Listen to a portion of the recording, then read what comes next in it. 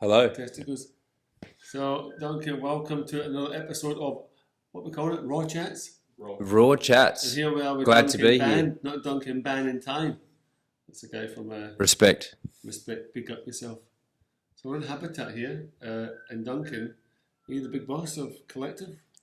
You're partner Uh, of Collective? How does it I work? am one half of the collective, yes. If you Yes. don't know the Collective, if you've been to Byron Bay, it's small homes. Like, how would you describe it? The collective is a privately owned and operated property development company focusing on trying to provide more affordable accommodation for key workers in the Shire. So nurses, bus drivers, entrepreneurs, small business operators. That's our target. And you know how like, Habitat does that live, work, play space? Is that Yes, what you do the same? we do it. Yeah, similar version of that. Yeah, yeah. It's smaller and not as not on the grand scale of Yeah. Habitat, but it's certainly a model here at Habitat that works really well. So we are we're not copying it, but we're trying to follow in its footsteps. I don't think anyone copies anything, they just reinvent it. It's always been here before. So Duncan used to live in Surrey Hills, same as me. What was Duncan in Surrey Hills doing? Oh, Duncan in Surrey Hills. Before, He was still in the property development construction game, working as a project manager for much larger construction companies, and just enjoying the city living that comes with living in Surrey Hills. yeah. And when did you move up here? It's going And back. why? And why? About 5 years ago, I managed to convince my lovely wife Pip to make the move. I've always wanted to live in Byron Bay. I slowly was able to build enough work up here, coming up here a few days a week, whilst based in Sydney, coming up here a couple of days a week to run a few projects here. Eventually got enough work that the dream to move up here became a reality, and we came here for my youngest son's maternity leave, or my wife's maternity leave. So what's that? That's not long ago, 3 years ago. It's 5 years ago. 5 years ago. Yeah. Oh. So doing similar stuff in Sydney, small scale property development, but I felt I prefer to be doing that in Byron Bay than Sydney. You have, but I've looked at some of your properties. Is there a website for your We are the thecollectivelife.com.au. collective life if you move it to Byron Bay? Yeah, Young check it out. artist. Collective with a K. Yeah, Don't make that mistake. turns out collective with a C is taken. Someone else. It's a lingerie company. Very skimpy lingerie. The lingerie collective. But I remember when I first moved to Byron Bay, driving through that main town near the Caltex, and I saw this little precinct. I thought it was one big house. I thought, look at that fucking one big house. Yeah, I yeah. think it was just getting built then. Is that only like 3 years old? That would be 3 years old. Yeah. Yeah, 2007, September 2017 Yeah. it was finished. And then I saw all the individual doors going on. And I Yeah. thought, oh. Yeah. And I thought that's quite handy. Very practical, small, compact, new, modern, with parking, with a little shop front, place to live and work. That's us. We're trying to, in the world of trying to create something more affordable, typically the trade-off for affordability is density. Yeah. Like if you can put more houses on the one bit of land, then they're all going to typically be for sale at a lower price or for rent at a lower price. The bigger that you build the house, the more you've got to sell it for or rent it for. So there's some advantages in building smaller homes, not only from a financial point of view, but they're easier to heat, easier to cool, easier to clean. There's great advantages in building smaller. It comes into that whole, I know it's not a tiny home, but it's lots of tiny homes. We But do tiny homes. We've got here at 18 Sunrise Boulevard, we have 27 square metre, what you probably call tiny homes. They don't suit families, but they definitely suit young couples, older couples, single people. So 27 square metres, that would be like a lounge room of an apartment? Well, it's these are actually 2-story, which makes them quite unique in that they've got the bedroom on the upper floor and the bathroom, and then the whole ground floor is kitchen, living, dining. But what is it? It's 9 meters long by 3 meters wide. That That was my Surrey Hills Terrace. There you go. That was 3 meters wide by my original one. 3 meters wide by, I think it was 9 meters deep. On Bennett Street, Surrey Hills. It'd be very hard to get those approved these days. People would say they're too small. You can't live in it. Yeah. But you've lived in one. You can live in it. I think the whole thing was 72 square meters, but it was over 3 levels. A little backyard. And I remember when we moved across the street to a terrace, it was 4 meters wide and 96 square meters. I was like, fuck, this is massive. Yeah. It was massive. We've got to buy some more stuff to fill it up. No, we had a little backyard. And in Surrey Hills, that was like a luxury. Like, not big, but big enough to have a little table, 3-4 seats, and the kids to play around them. But that was like massive. I love Surrey Hills. We probably bumped into each other unknowingly. We would have sat at opposite ends of the bar in a few pubs, for sure. I did frequent the pubs in Surrey Hills regularly. And it would have... I lived at the top end of Surrey Hills, near the Hopton, the Burke Street, and the Cricketers. The Cricketers Arms. That was my local pub. Yep. Okay. Well, we've definitely bumped into each other then. We probably played pool against each other. I was an observer with pool. Not a pool fan. Okay. I was probably digging for fucking coins in my pocket to go and play the pokies. See if I could get the jackpot. That's okay. We got to be in it to win it. So the whole tiny home movement, or small homes, or functional homes. Yep. When did you see that becoming a thing, or was that always a thing when you were doing developments? For a long time now, I've understood the trade-off between affordability and density. So the smaller you can make it, the cheaper you can provide it. And it was an interesting space. I mean, there's a lot of developers, property developers. They want to do the sexy stuff. They want to do the 5-bedroom home on Lighthouse Road. That's their dream. I quite, my business partner and I feel we quite like making sure the spaces all work. They're small, but it's all there. They've still got bedrooms and kitchens and bathrooms and laundries, but it's compact. It's compact living, and that excited me more than the grand scale of big houses, which is typically what interests property developers. And you live in a tiny home yourself? Oh, well, I live in a terrace. I came in to see it. Yeah. I don't live in a grand... It's small. It's small. Yeah. It's small. I've got a young family and it works fine for us. And you've designed a very creative bunk bed situation. I have, a little loft bed for the 2 kids in the one room. It's you kind of got to live what you preach. So I don't want to live in a 6-bedroom home and tell everyone else they need to live in a 1-bedroom tiny home. I don't think that's an issue. I think what you've pinpointed is an opportunity in the marketplace. Absolutely. Someone like me and Sally, if we never had kids, and even with kids, we just try and get rid of all the shit. Because the more space you have, the more shit you bring in. Yeah. The more crap that you have.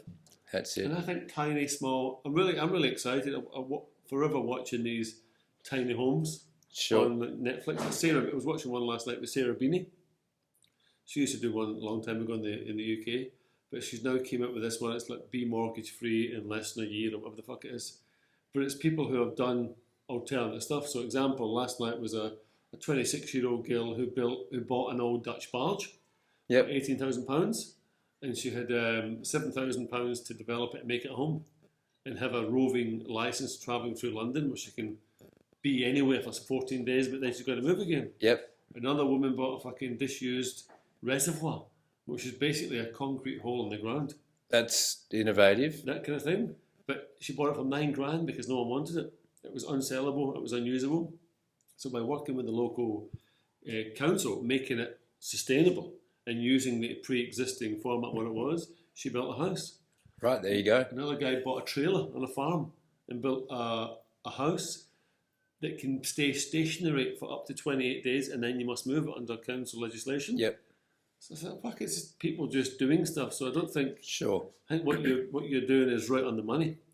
Because you look at these big fucking McMansions. Really? Sure. For what? Yeah. For who?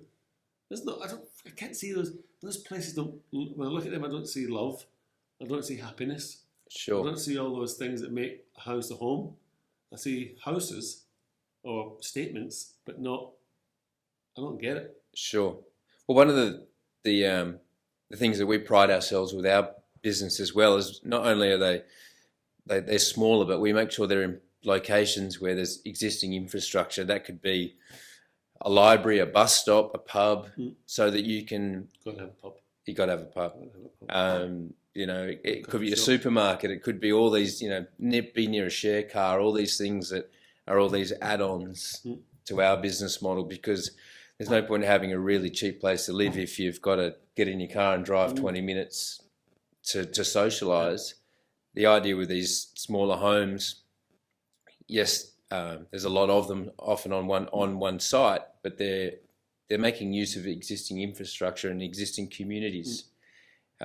Urban sprawl has demonstrated that it doesn't work. You know, pushing everyone to the fringes is not a great outcome for society. So we're trying to bring everyone back to the core, but they have to accept they're going to live in something a bit smaller.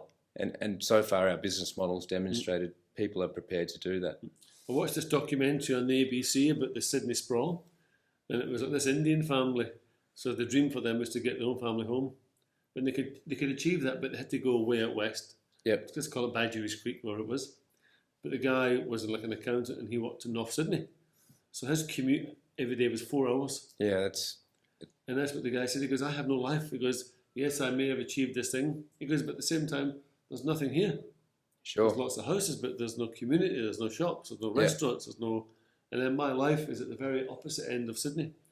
So I'm stuck in cars away from my family, 4 hours a day in the car, and he's working 8, 9, 10 hours a day, whatever it is. And it is... There are hours you're not getting paid for, there are hours you're missing out with your kids. And you're getting angry, frustrated. I really think you should I've always loved to live where I work. I like to walk.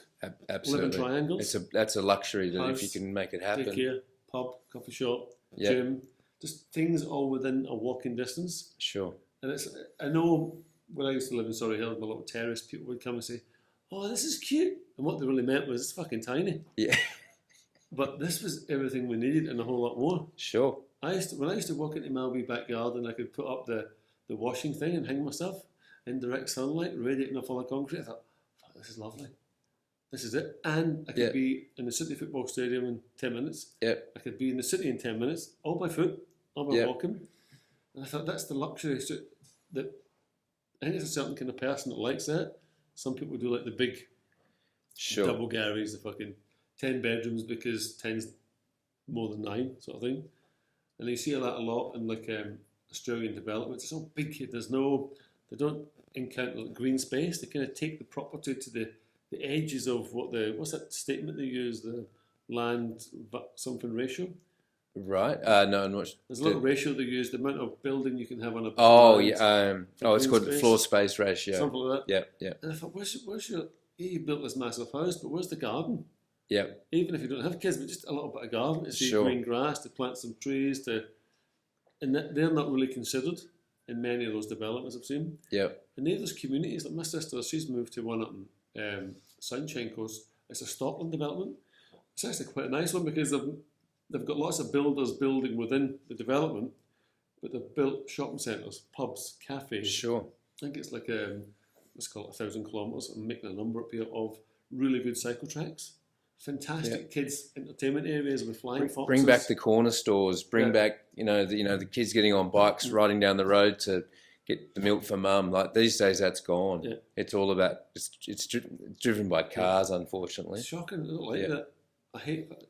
Even to the degree when I moved to Byron Bay, it's like you got to drive everywhere. Really, you have to get in your car and drive. Or like for me in the sunshine, it's like really hot. That's a first world problem here, but if it's really hot, you drive because there's no shade. Like in the city, you can at least cross the road and walk in the shade. Sure. You don't get that up here. Well, let's stop cutting down the trees and just building subdivisions. Yeah. Let's try and use the existing suburbs we already have and use them better. Yeah. I think that gets forgotten a lot in the debate about town planning. Here's a controversial question, and you don't need to answer this one. Yeah. But as a developer in Byron, there's always talk about houses. Yes. What do you think about West Byron? Do you think it should I think it's a poor response to the ecology. Yeah. Absolutely. I think there's rather than have, and I don't know the numbers, let's just say it's 600 lots spread out like they are, you could put 4 habitats out there and you could have all of these great green spaces between them and bike tracks, and you don't need the fill, and development on that scale needs to respond to the ecology, the environment, rather than the other way around. Like the idea of having an acoustic fence that runs for a kilometre down Bayshore, Ewingsdale Road. That's not considered. Yeah. That's not a considered response. That's just, let's just do what we want, brick and tile houses, and force it to fit.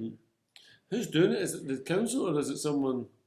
No, I think the council has done all they can to try and persuade, I think it's Villa World, to do the right thing. But Villa World's a publicly listed company. They're driven by dollars, not by an outcome for the Shire of Byron. I think something will end up happening there, but it could be done a lot better. I mean, 4 or 5 habitats would be an amazing response. These little satellite suburbs connected by green space and bike tracks and parks. Fantastic. It's a regular thing you hear about here. People always asking more housing, not affordable housing, whatever. Don't know much about West Byron, but I know it's across the road. Yeah. But as a developer, I thought I would ask you because absolutely. Well, no, I'm not in favour of it in its current form. But as a developer, I've got to support development, but done well, like more considered. If it's not profitable, it won't happen. So, but it can be done in a different way. And maybe I think probably the worst thing about the actual design is it's got no housing variety.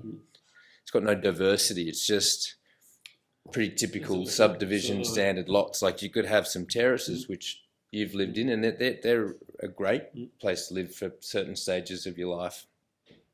Then it could have some studios, and then it could have some larger lots. It's just too cookie cutter out there. That's one of the things that Byron Shire generally is missing is there's lack of housing stock.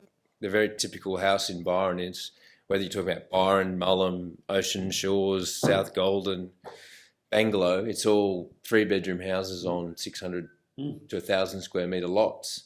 So where do you live if you're a young couple? You can't afford a 3-bedroom house on a big lot. The council and developers need to drive some more diversity into the housing stock, give people different options on where they live. Let's live above shops. Let's put some 1-bedroom stock in there. Let's put some 2-bedroom stock in there, and that's what West Byron could be doing, but isn't. So what's next for the collective? What's next for? Well, we're hoping that we're doing a diverse housing project in Bangalow. It's a development that is approved for 15 townhouses. Now, those townhouses are 5 studio apartments, 4 1-bedroom townhouses, 4 2-bedroom townhouses, and 2 3-bedroom townhouses. So there's an example of creating diversity in your housing stock, and by doing so, you create diversity in your rental or sale price. That should start in October. Do you sell them or do you hang on to them? What's your criteria? We typically rent our product. There's a new term that it's out there in the financial world. It's called build to rent. So we build our product to rent and long-term rent. We don't do any short-term stuff. We're not we prefer someone to sign a 12-month lease from the get-go, and then we might renew it for 6 to 12 months, but we don't do any short-term stuff. So we're a build to rent model. So if we can, we would like to hold on to everything that we build. So we don't build, sell, and move on. We build, rent, and we're a long-term investor in Byron Shire's rental housing stock. I was talking to a guy a while back, and he was saying one of their angles within their business is to do what the Europeans do, where you can give someone a rent for 25 years.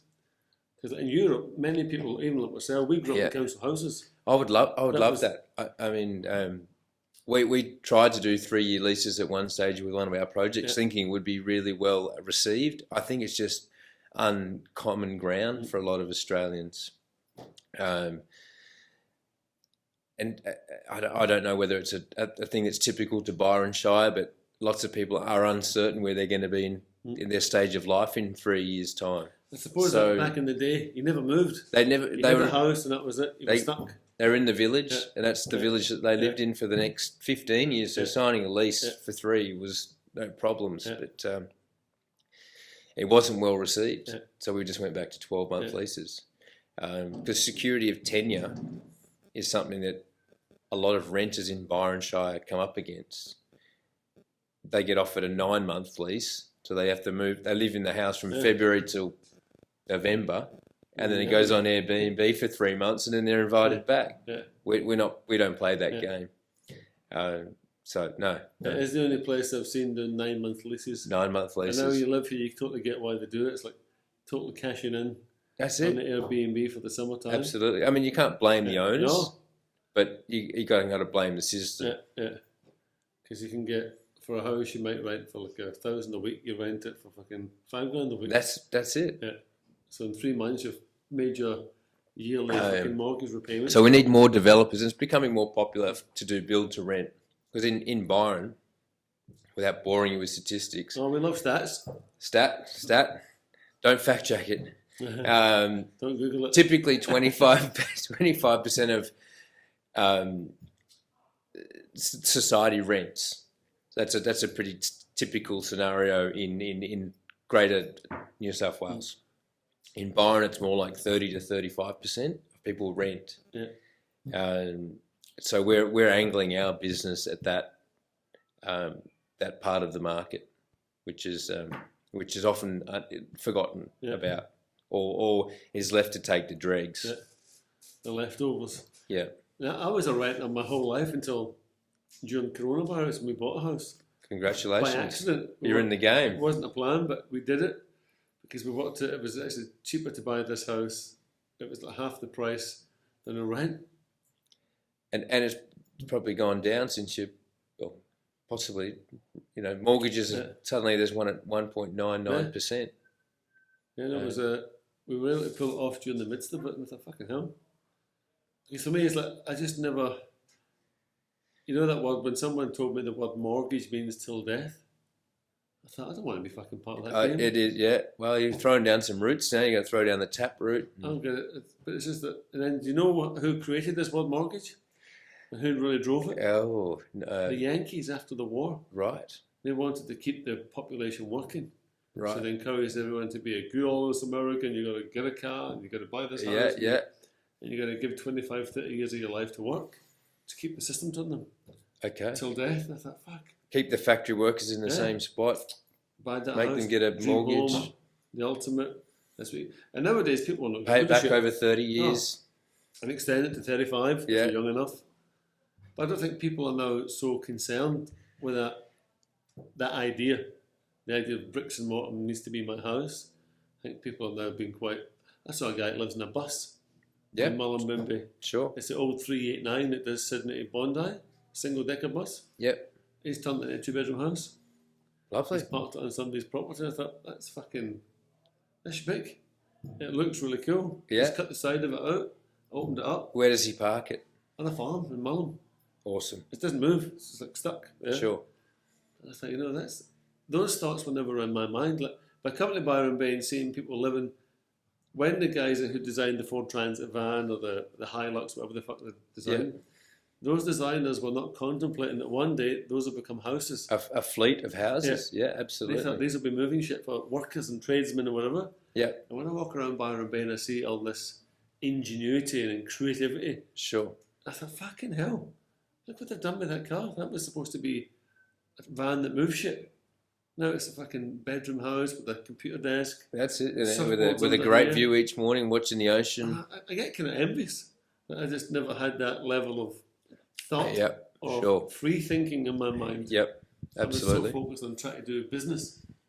or whatever, fucking try to do something. But that was not in my mind. And I look at them and think, wow, I want to go and sit with them and have beans on toast and a cup of tea. Yeah, well, is it a response to a problem, or is it that people want to live like that? I would say, without talking to them, it's a bit of both. Some people, because some of them are, I don't want to judge people here, but some you could look at and go, all right, I understand why you're there. Yeah. And some you could go, all right, she's well fit. She's doing that to write a blog or an Instagram business, and she's fucking probably traveling around the surf beaches of Australia, blogging as she goes. Yep. And they've all got their Instagram channels now. This whole, which shakes the whole idea of work, traditional work. Yeah. How can you work, get really well paid by doing fuck all? And this is all coming out of that. So people who live in vans could well be on the 6-figure salaries, maybe Sure. more. Absolutely, a way of Creating saving content. for a couple of years, or not wanting to be tied down to constraints created by the financial system. And it's just it is nonsense, because like young Dylan here, he wants to go and travel the world for 12 months on a boat. Great, He wants to go around the world. great. Where's first stop? Yeah. That way. Yeah, That way. Let's go with the New Zealand. New Zealand. I No, just, so much trouble. did you have any of this? Fiji. Did you think of any of that stuff as a kid? I didn't think of boats, but I certainly thought about getting You away. did? Yeah. Well, maybe not as a kid. Maybe more as He's a 19. university student. Okay. He's 19. We'll make it happen, man. Don't. Don't let that dream pass you by, for sure. I found a few. I sent them a link of an Aussie couple I've seen they've been travelling around the world for the last 5 years. Now they're like getting paid. It's all paid for by Instagram and YouTube.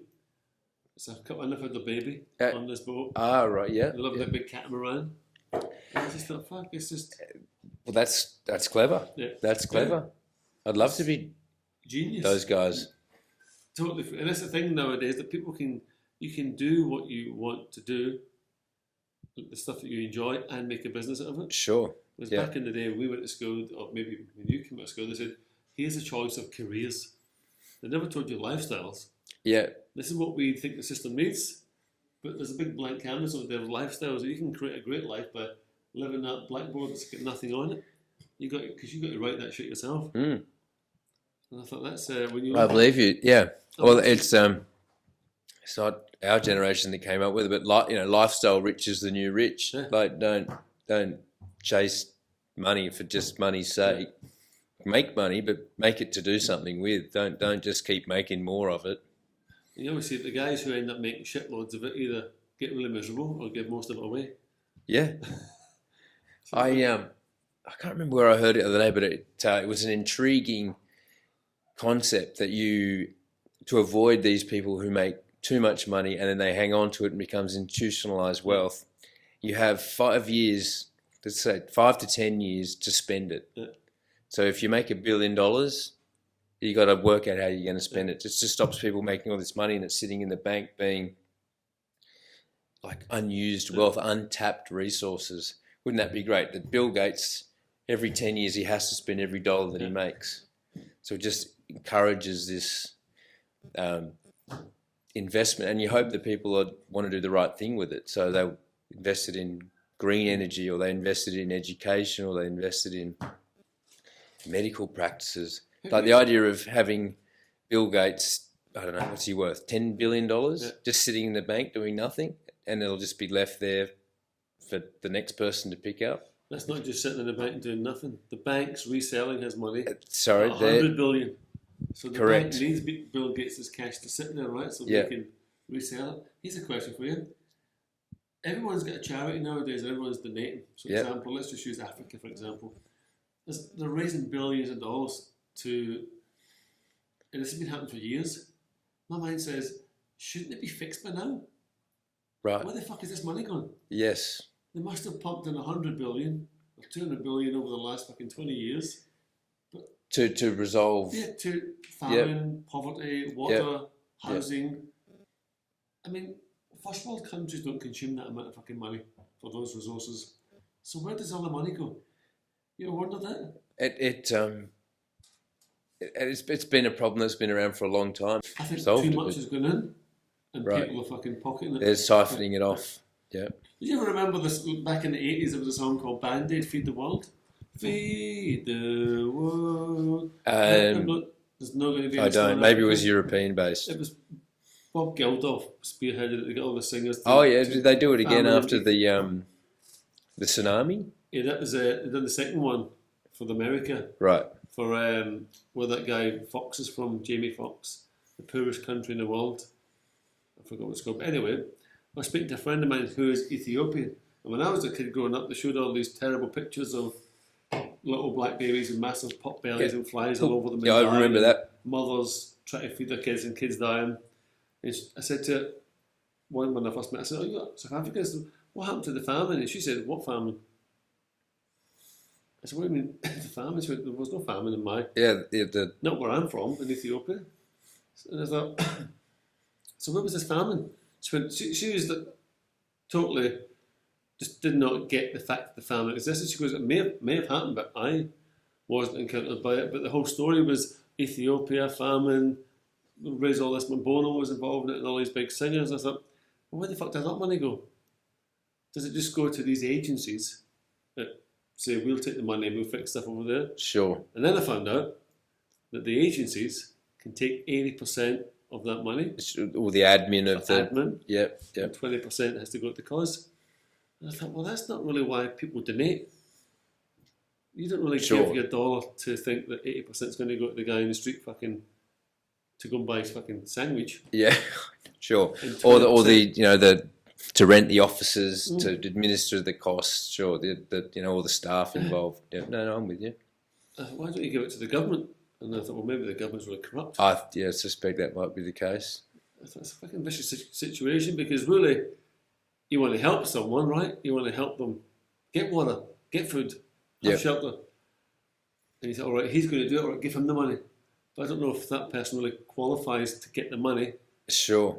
And then the money doesn't pass through to... I just watched all these shows. I watch regularly about Africa and these countries. Like, where's all the money going? Behind it. But in terms of the ritual of it, and I think that's a lot, drinking beer's a ritual, smoking weed's a ritual. It's a new ritual. It creates, for me, at the end of it, there's energy. Yeah.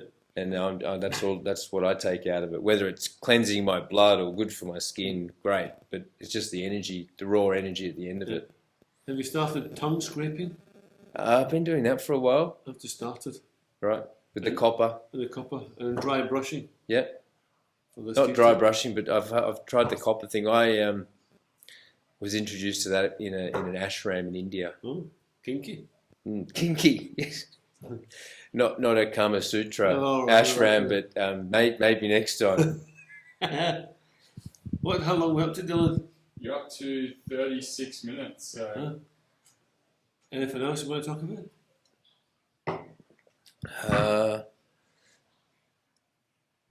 No, man. I mean, you got anything else for me? No, because normally when we do these, it kind of runs to around 30 to 40 minutes. And then, okay. So let's us hit that 30 to 40 minutes point, sweet. Which tends to be the point where we go... The magic moment. When we hit them with a you. Yeah. Okay. So do we... You! All right. Check out the collective with a K. With a K, Collective Life. Yeah. If you log online, use Duncan at the coupon section, you get, is it 4 months free rent? Absolutely. Doesn't seem like enough. Maybe it's 6 months. And a free bag of muesli.